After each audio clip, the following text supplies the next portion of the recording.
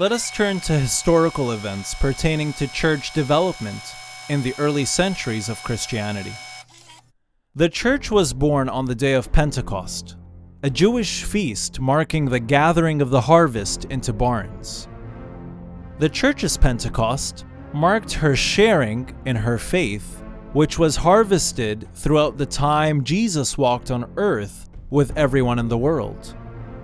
On the day of Pentecost, the Holy Spirit came upon the disciples, as prophesied by Joel in Joel chapter 2, verse 28.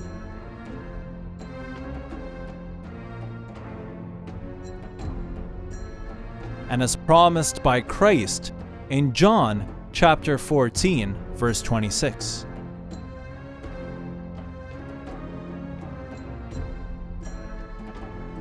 The Spirit came in the form of divided tongues of fire, which rested upon the heads of those who were gathered in the upper room, and they began speaking in tongues. Simultaneously, there was a sound of great wind happening outside.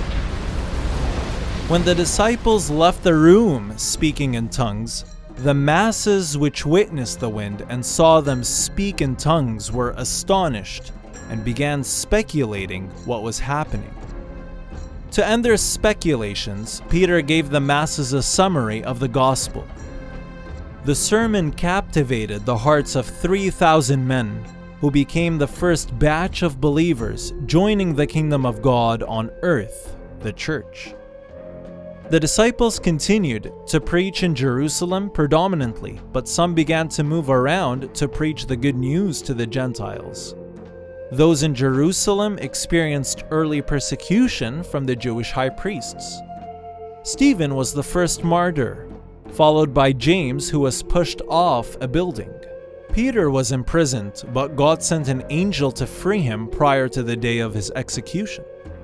This did not stop the disciples from preaching the good news.